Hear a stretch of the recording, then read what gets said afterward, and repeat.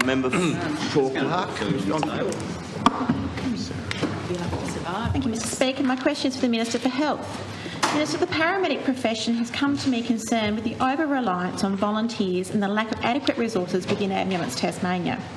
Of the state's 51 ambulance stations, 24 rely at least partially on the goodwill of volunteers, while 13 are volunteer only with no support from salaried paramedics. I understand that too often ambulance call-outs are crewed by single officers, which is manifestly unsafe and unfair to our salaried and volunteer officers. Minister, to address these deficiencies, the profession is calling for an additional 229 full-time employees, including 188 frontline paramedics. I'm advised that this would provide a greater footprint of high-level clinical care across the state, while providing the volunteers with additional experience and training opportunities that they need. Minister, will you listen to your own paramedics and commit to recruiting the staff required to provide adequate clinical care to Tasmanians while ensuring safer working conditions, including mandating two-person crews for all ambulance call-outs? Deputy Premier.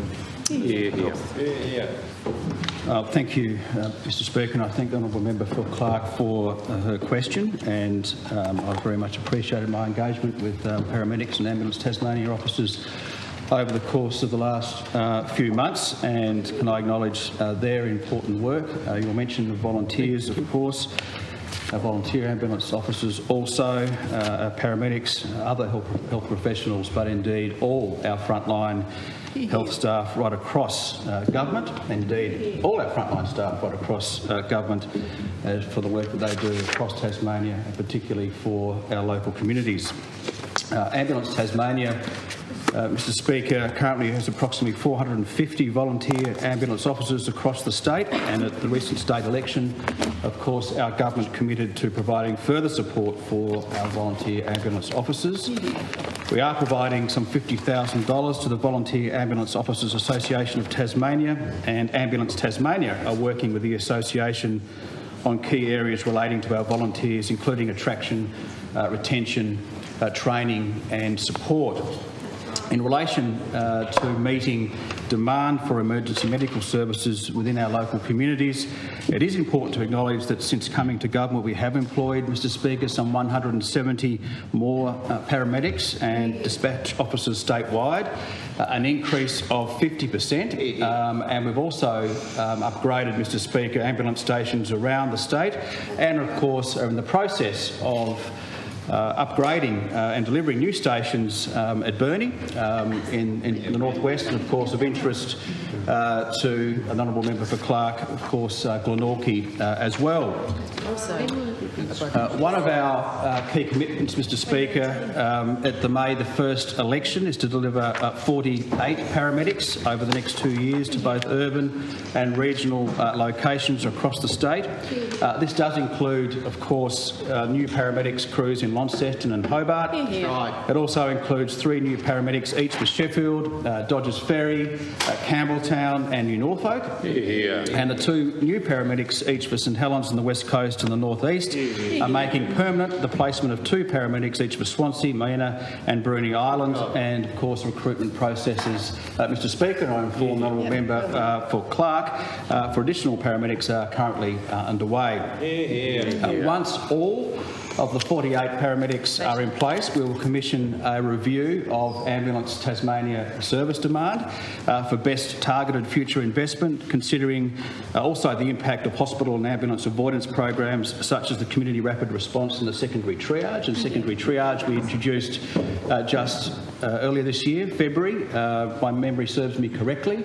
And I've been at Ambulance Tasmania headquarters, if I can put it that way, in southern Tasmania, and seeing that triage in operation, and it seems to be working well in terms of ensuring that Tasmanians who call 000 can be triaged to perhaps more appropriate care in the community, which is easing the pressure and demand in terms of our 000 calls and our emergency service demand for Ambulance Tasmania paramedics.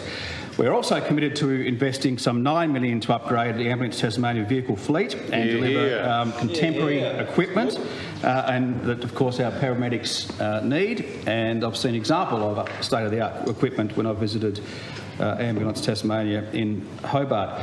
Can I say that to the honourable member mentioned volunteers, and it is very important to recognise all our volunteers across Tasmania. Speaker, we're very fortunate in Tasmania to have dedicated ambulance volunteers, the very important role that they play, and I thank them for their contribution.